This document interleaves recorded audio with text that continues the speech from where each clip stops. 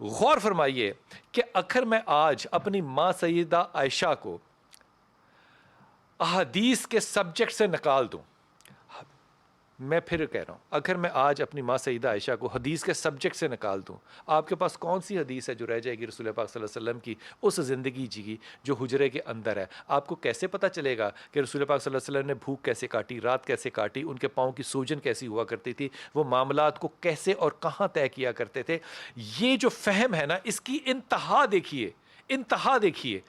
جب رسول پاک صلی اللہ علیہ وسلم آئے اور وہ 10 آیات اتریں کہ اماں پہ جو تہمت لگی تھی،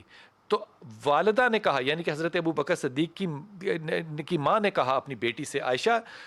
شکریہ ادا کرو رسول پاک صلی اللہ علیہ وسلم کا کہ وہ تمہارے پاس کتنی آسانی لے کے ہے۔ میری ماں تو چھوٹی ہے، نہ نبی ہے نہ رسول ہے۔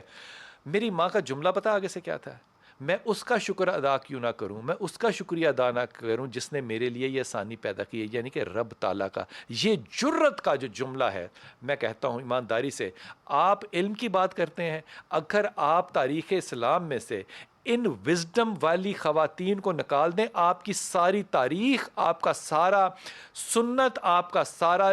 ذخیرہ حدیث ایک پہاڑی جس طرح زلزلے میں ٹوٹ کے گر جاتی ہے، بالکل اس طرح ٹوٹ کے گر جائے۔ اس لیے اگر کسی شخص کو یہ شک ہے، یا شک کی گنجائش کرنے کی بھی جرت کر رہا ہے وہ، کہ تعلیم جو ہے وہ اسلام نے عورتوں کے لیے کم یا مردوں کے لیے زیادہ رکھی ہے، تو خدا کے واسطے وہ صرف بخاری شریف 650 روپے کی 3 جلدیں لے کے پڑھ لے، 6 جلدیں ہیں، وہ پیک 3 میں ہوئی ہیں، اور دیکھے کہ کن عورتوں کے کون کون سے کردار ہیں۔ وہ کردار جو میں اسلام کے دوسرے اور تیسرے اور چوتھے دور میں آ جاؤں تو آپ تو رضیہ سلطانہ نہیں، رضیہ سلطان کہتے تھے ادب کے طور پہ، آپ تو اس کی وزڈم کو نہیں کر سکتے۔ لیکن وقت کے ساتھ ساتھ آپ نیچے کے دور میں آئیں تو آپ کو کیا اسلام کے اندر وہ قد آور عورتیں غیر مسلمانوں سے زیادہ نظر نہیں آتی، جن کی پولیٹیکل ایوولوشن اور وزڈم جو ہے وہ ان کو اس درجے تک لے کر گئی جس میں کہ شاید ویسٹ بھی جاتے ہوئے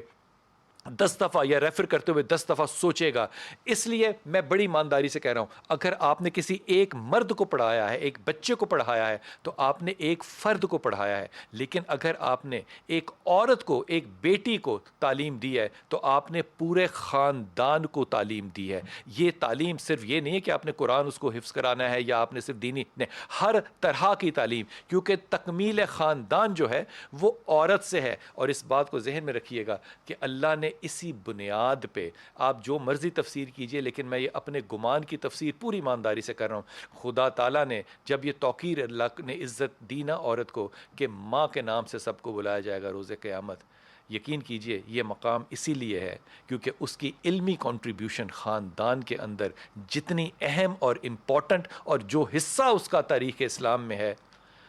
بڑے ادب کے ساتھ کہہ رہا ہوں، وہ مردوں کا نہیں ہے۔